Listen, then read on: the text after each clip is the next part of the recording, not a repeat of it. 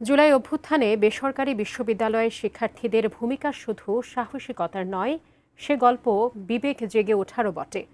আন্দোলন দমাতে যখন সরকারি বিশ্ববিদ্যালয়গুলো বন্ধ করে হল খালি করার নির্দেশনা, তখন কোটা সংস্কার আন্দোলনকে গণ অভ্যুত্থানে রূপ দিতে রাজপথ দখলে রাখেন তারা। পরিবর্তনের প্রত্যাশায় যে অনন্য অর্জন তা বিফলে যাবে না বিশ্বাস করতে চান এখনো।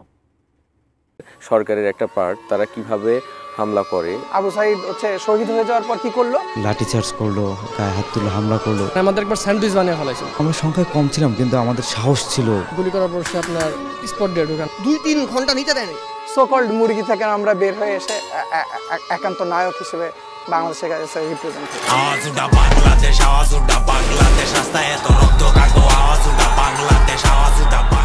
স্বাধীন দেশের নাগরিক হিসেবে আমার দেশের মা বোন যারা আছে তাদের গায়ে এভাবে পেটোয়া বাহিনী সরকারের একটা পার্ট তারা কিভাবে হামলা করে, ওই জায়গা থেকে নামা আমাদের আন্দোলনের 15 তারিখ থেকে। 16 তারিখে আমাদের আবু সাইদ শহীদ হয়ে যাওয়ার পর কি করলো? ভার্সিটির ঢাকা ইউনিভার্সিটি আর জাহাঙ্গীরনগর ইউনিভার্সিটির হল বন্ধ করে দিল। তাদেরকে বাসায় চলে যেতে বললো। তারা কাঁদতে কাঁদতে তাদের বাসায় ফিরে গেল। প্রাইভেট ইউনিভার্সিটির স্টুডেন্টদের তখনই আসলে একটা বিশাল বড় টার্ন ব্যাক হয়েছে। তারা টার্ন ওভার করছে, তারা বের হয়ে আসছে। বেশিরভাগই যে হ্যাশট্যাগের পোস্টগুলো, যেই ইন্টারন্যাশনাল ইনফ্লুয়েন্সারদেরকে হ্যাশট্যাগ দিয়ে বলা হয়েছে যে ভাই আপনারা ডকুমেন্টারি বানান, ভাই আপনারা দেখেন, আমাদেরকে বাঁচান, বিভিন্ন ধরনের হ্যাশট্যাগ কিন্তু প্রাইভেট ইউনিভার্সিটির স্টুডেন্টসরাই শুরু করে। মানুষকে কেন হত্যা করা হইলো? তো তারপরে আমাদের শান্তিপূর্ণ প্রোগ্রামে কেন পুলিশ করলো? ওই ক্ষোভের জায়গা থেকে প্রাইভেট ইউনিভার্সিটির ছেলেপেলে প্রতিরোধ গড়ে তোলে এবং তারা ওখান থেকে এক প্রকার শর্তে নারাজ যে আমরা হয় এখানে মরবো, না হয় আমার ভাইয়ের লাশের হিসাব নেব।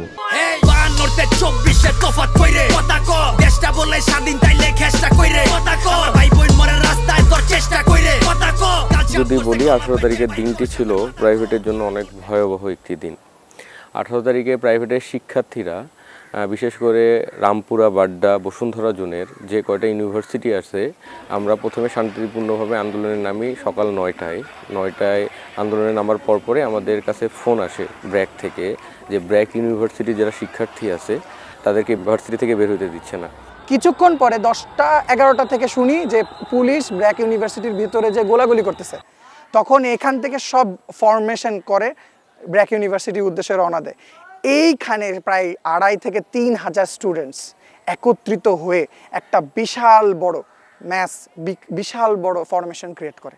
এটাই ছিল 18 তারিখের আমাদের প্রাইভেট ইউনিভার্সিটির one of the memorable journey. আমরা এই 18 তারিখের এই যে শক্তি দিয়ে সঞ্চারিত হয় যে এই ফ্যাসিবাদের পতন হতে হবে। পুলিশ আসলে ছিল মাঝখানে, একটা গ্রুপ ছিল সামনে, পুলিশ মাঝখানে, পিছনে আমরা। পুলিশ আসলে মুভমেন্ট করতে পারছিল না, কিন্তু একটা গ্রুপ যখন ঠিক নতুন বাজার ক্রস করে চলে গেল, আর একটা গ্রুপ পিছনে, পুলিশ ভাটার থানার সামনে অবস্থান নিয়ে এলোপাতারি টিয়ার সেল, রাবার বুলেট ছোড়া শুরু করলো। মানে আমাদের পিছন থেকে এক গ্রুপ চলে গেল। প্রায় ঘন্টা 3-4 মতো আমাদের সাথে পুলিশের ওই দিনই প্রথম অনেক সংঘর্ষ হয়। আফতাবনগর যে গেটটা আছে, তো এখানে যাইতে না যাইতে আপনার রামপুরা এবং বাড্ডার যে পুলিশের যে আপনার একটা বহর সামনে এসে উপস্থিত, তো আমাকে ধরে ফেলছে, তো যেতে দেবে না। পরে আমি সবাইকে ইশারাতে বললাম যে তোমরা ওই রাস্তা দিয়ে ঢুকো। তো আপনার ব্রেকের সামনে যাইতে আবার আমাদের উপরে টিয়ার শেলগুলি আপনার এলোপাথারিভাবে 2 সাইড থেকে আসতে থাকে। আগে আপনার ব্রেক তো শুধুমাত্র বাড্ডার থেকে পাইছে, আমরা রামপুরা, ব্রেক, হাতিঝিল 3টা থানার একবার মাঝখানে পড়ে গেছিলাম। মানে আমাদের একবার স্যান্ডউইচ বানিয়ে ফেলাইছিল। তো আপনার এমন হাহাকার, মানে বুলেট এসে লাগতেছে, আপনার যেগুলো আপনার স্পিন্টার ওগুলো এসে লাগতেছে, ছোড়া বুলেট মারতেছে, আর একবার যেগুলো আপনার আসল বুলেট সেগুলো মারতেছে। তো আমাদের থাকার কোনোই নাই। তখন আমাদের হাতে ছিল কি ইট, বাঁশের লাঠি, আমরা এগুলা দিয়ে আমাদের যতটুকু সম্ভব এই মানে সশস্ত্র একটা বাহিনীর বিরুদ্ধে আমরা যুদ্ধ করছি। আমরা রাস্তায় যে আপনার কি বলে ব্যারিয়ারগুলো থাকে, ওগুলো আমরা সামনে নিয়ে সামনে আগাইছি। 10:30টার দিকে আমরা শুনতে পাই যে ব্র্যাক ইউনিভার্সিটির সামনে পুলিশ অজস্র গুলি করছে। তো তখন আমরা আমাদের ভার্সিটির সামনে থেকে 25 থেকে 30 জন ছাত্রছাত্রী আমরা মিছিল নিয়ে সামনে অগ্রসর হই। তো এক পাশে যখন আমরা, আর এক পাশে ব্র্যাক ইউনিভার্সিটির স্টুডেন্ট, যখন 2 পাশ থেকে ছাত্র, তো আমরা সংখ্যায় কম ছিলাম কিন্তু আমাদের সাহস ছিল অনেক। তো আমরা যখন তো আমার ভাইয়ের কোঠার হিসাব পরে দিয়ে আমার ভাইয়ের লাশের হিসাব আগে দিয়ে আমরা যখন স্লোগান দিয়ে সামনে অগ্রসর হচ্ছিলাম এবং ব্র্যাক ইউনিভার্সিটির ভাইয়েরাও সামনে অগ্রসর হচ্ছিল, তো পুলিশ যখন মাঝখানে পড়ে যায় তো ওরা আর কোনো পায়নি, কোনো দিক বেদিক পাইনি। তো এক প্রকারে দিশেহারা হয়ে পুলিশ কিন্তু কানাডিয়ান ইউনিভার্সিটির ভিতরে প্রবেশ করে এবং ওখান থেকে গুলি করে। 11:30টার দিকে এই টাইমে আপনাদের ইম্পেরিয়ালের একটা শিক্ষার্থী শেখ জিল্লুর নামে, সে আপনার ব্র্যাকের সামনে তাকে আপনার গুলি করা হয়। গুলি করার পর সে আপনার স্পট ডেড ঢোকানো হয়। আমি নিজে ওর লাশটা আমি নাগরিক হাসপাতালে নিয়ে যাই। নিয়ে যাওয়ার পরে আপনার দায়িত্বরত চিকিৎসক যে ছিলেন সে তাকে মৃত ঘোষণা করে। তোর বাবা মা সবাই এখানে আসে। তো ওর লাশ নিয়ে আমরা একটা ছোটোখাটো একটা মিছিল করি, ব্র্যাকের দিকে যায়। তো ওই লাশের বরাবর তারা গুলি চালাইছে। জিল্লুর যখন শহীদ হয়, আমার কিছু দূরে নাফসিন প্রাইভেট ইউনিভার্সিটির নর্থ সাউথের, সে কান্নাকাটি করতেছিল। উপরে আমরা দাঁড়িয়েছিলাম, নিচে জিল্লুরের লাশ নিয়ে যাচ্ছে, বাংলাদেশের পতাকা ছিল, জিল্লুরের লাশ নিয়ে যাচ্ছে, আমরা সবাই হতভম্ব হয়ে যাই। 18 তারিখেই আমার কাছে প্রথম টিয়ার শেলটা আসে, সেই ভিডিও আমার কাছে আছে। আমি টিয়ার শেলটা হাতে নিয়ে যাই, বলতেছি যে শান্তিপূর্ণ আন্দোলন করতেছি, হঠাৎ করে আমাদের টিয়ার শেল মারা হচ্ছে। এই যে আমার পিছনে আমার ঢাকা ইন্টারন্যাশনাল ইউনিভার্সিটি রনি, তার প্রায় 15 থেকে 16টা বুলেট, এখনও তার 2-3টা বুলেট এখনও আছে পায়ে। এই যে রোমাঞ্চকর অবস্থা, আমার পাশে একজন বুলেটের শব্দ এবং সে পড়ে গেছে, আমি শুধু দেখতেছি রক্ত। আল্লাহর রহমত ছিল যে আমার 18 তারিখে লাগে না, আমার 5 তারিখে স্প্রিন্টার লাগছিল মাথায়, সেটা আমি বের করছি।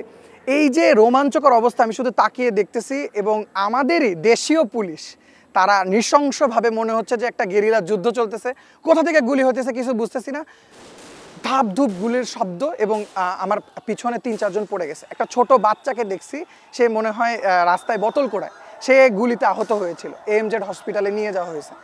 এই যে রোমাঞ্চকর অবস্থা, এবং কানাডিয়ান ইউনিভার্সিটিতে পুশ করতে করতে পুলিশগুলোকে সবগুলো পুলিশ, প্রায় 36টা পুলিশ হবে, পুলিশগুলোকে পুশ করতে করতে কানাডিয়ান ইউনিভার্সিটির 2য় তলায় নিয়ে যাওয়া, এবং তারা ওই উপর থেকে, কানাডিয়ান ইউনিভার্সিটির উপর থেকে যে পলায়ন, এই পুরো দৃশ্যটা এখনও আমার ভেতরে রয়েছে। তারা এখনও স্পষ্ট মনে আছে, পুলিশের এক কর্মকর্তা বা র্যাবের এক কর্মকর্তা সেই কানাডিয়ান ইউনিভার্সিটির উপর থেকে হাত জোড় করে মাফ চাচ্ছে যে ভাই আমাদের মাফ করে দেন। এই মাফটা কেন যে তারা আগে বুঝলো না, কারণ তারাও রক্ত মাংসে গড়া। প্রাইভেট ইউনিভার্সিটি যে শহীদ হচ্ছে বা প্রাইভেট ইউনিভার্সিটি যে আহত হচ্ছে, তারাও রক্ত মাংসে গড়া। তো তখন হেলিকপ্টার আসে, 3 থেকে 4টা হেলিকপ্টার আসে। তো হেলিকপ্টার যখন আসে, তো আমি তো মনে করছি হয়তো পুলিশ আমরা আটকে ফেলাইছি কয়েক জায়গায়, ওরা রেস্কিউ করতে আসছে।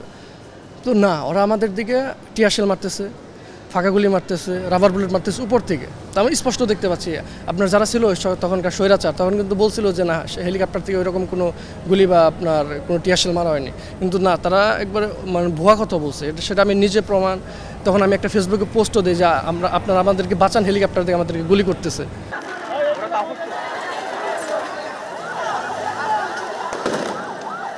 যখন আবার বনশ্রীতে, মানে 19 তারিখে বনশ্রীতে আমরা হচ্ছে জুম্মার নামাজ পড়ি।